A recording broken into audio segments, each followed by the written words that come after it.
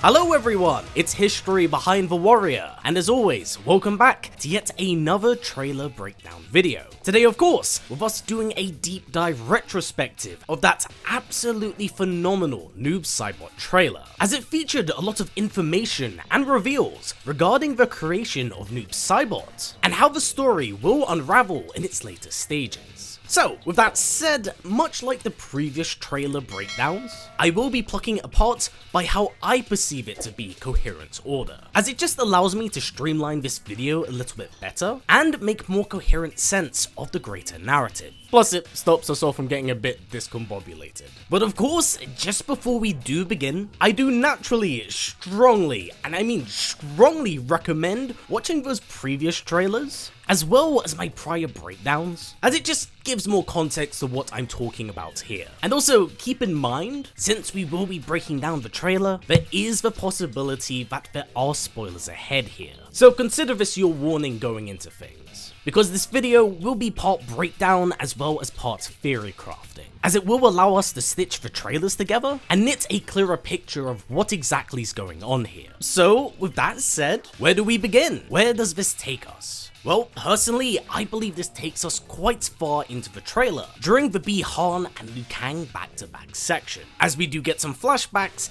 and callbacks to prior scenes. The first being the storming of the Ying fortress prior to his betrayal, and then we have another callback to a scene from the Cyrax trailer, where Bi-Han is in the new cyberized Lin Kuei facility, greeted by his new initiates, prior to their attack on Kuai Liang's wedding, at least if we're stitching the trailers together. So nothing too new going on here, as I think our time here will be very brief. Now we will touch on this scene in particular a little bit later on, but let's continue to move forward in chronological order. So this now takes us all the way to the very start of the trailer, where Bi-Han is stranded in Havoc's domain, which is referred to by Tanya later on, and here we see the Cryomancer prepared to fight Havoc and his endless legion. Now this of course 1,000,000% picks up from the previous Sector trailer, where Bi-Han can be seen charging through that portal. This here is what I perceive to be his last stand before being captured and transformed.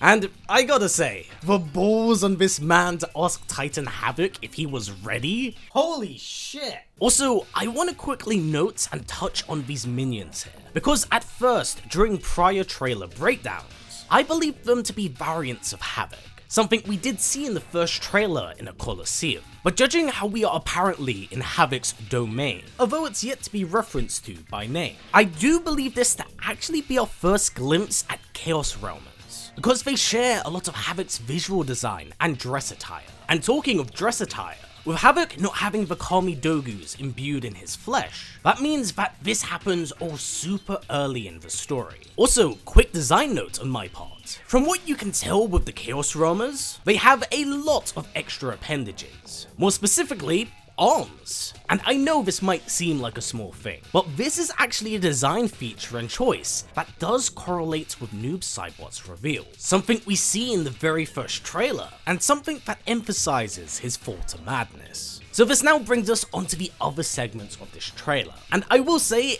everything from this point is relatively straightforward, because it takes us onto our next segment here, where we see Tanya lead Sector, Cyrax, Johnny Cage, or at least a variant of him, as well as Kuai Liang through a portal to the mysterious and dilapidated Chaos Realm, something that's strongly implied with this line here. Do not try to make sense of it.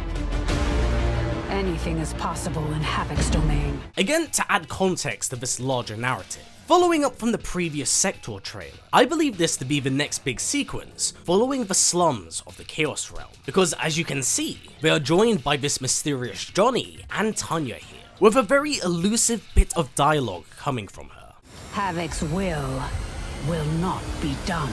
It's pretty clear and evidence that whatever sinister plan Havoc has going on, it's something that's been in motion for a while now. Which then brings us onto the question of who and what is the significance of this cage? Well, seeing as this story will be tapping into the multiverse and different variants of characters shown at the end of the game's main story, these two variants may actually already come from worlds that Havoc has conquered. We already have a rough idea that Havoc is using Geras to harvest the Kami Dogus, So maybe is it possible that he's been using prior timekeepers in order to transform them, using their magical life force to forge these gems? And whatever remains that are left of their world are simply fragments now merged with the Chaos Realm, hence the aimless floating and destroyed citadels. Also, gotta keep in mind, one of the byproducts of the Kamidogu's coming together isn't just the return of the one being, which of course has been implied here, but also how the realms are merged together, and I think that's a brief glimpse of what we see here. Currently, very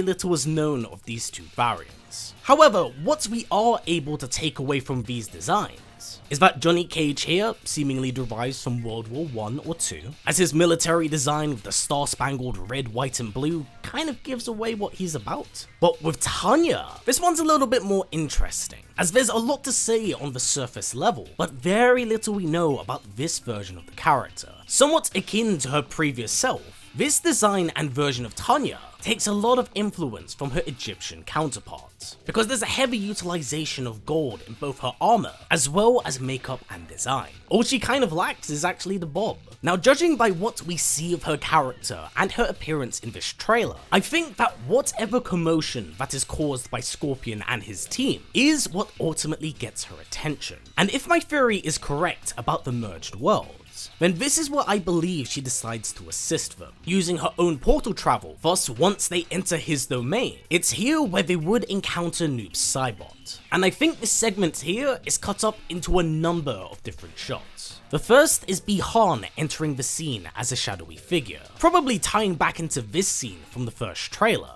Then we see him crossing the bridge that forms beneath his feet. Also worth noting that at some point the group clearly split up here, with Tanya and Sector on the upper level, whereas Johnny, Cyrax and Kwai are on the lower level, before Noob then unleashes his Chaos Horde. But just before we do elaborate on his exposition, because he says a lot here about a particular faction that has been repackaged, we do have a very brief interaction between Bi-Han and Sector, with her recognizing his voice and showing off a very heartbroken expression, possibly once again leaning into that relationship between the two. Now back over to that exposition, Bi-Han says a lot regarding his change and influence under Havoc throughout the trailer, and it's this line here that I really want to break down and pick apart, with Noob saying the following: "Allow the Brotherhood of Chaos to help you on your way. Those who oppose anarchy, who never order, will be eliminated." And the reason why I think this line has so much significance is due to it softly altering Quan Chi's former group, the Brotherhood of Shadow, with the changes and alterations that have been applied to this timeline, such as Shinnok's neutralization, with the fallen Elder God out of the picture, and Quan no longer the perpetrator behind Bi-Han's corruption. It does seem like this former faction has been altered for the new era, with Havoc now serving as its true and definitive leader. Thus Noob Saibot is merely a general in his army. As for who this faction is composed of, we only have two real members here, Titan Havoc and Noob Saibot, because I believe that the rest will effectively be Havoc's variant army, disposable figures that can be slain throughout the game's story. And talking about those variants, we do see 4 of them here: Raiden, Johnny Cage, Kung Lao, and Rain. Following this point and scene, we do get some very loose bits of dialogue played throughout Noob's gameplay, saying the following: "Havoc helped fill my mind with chaos, learned his thoughts,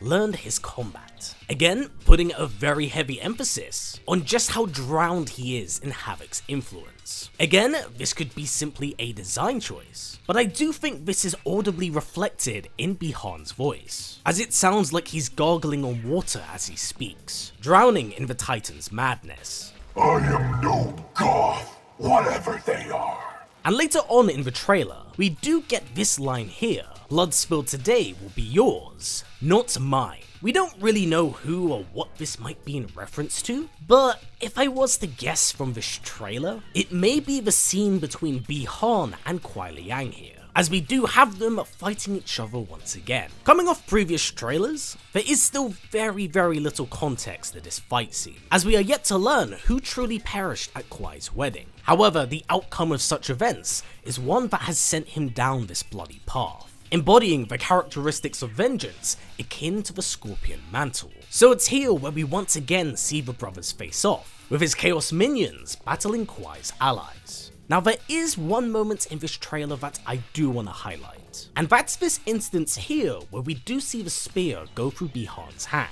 because there is another shot from the first trailer where we do see Noob flipping over it.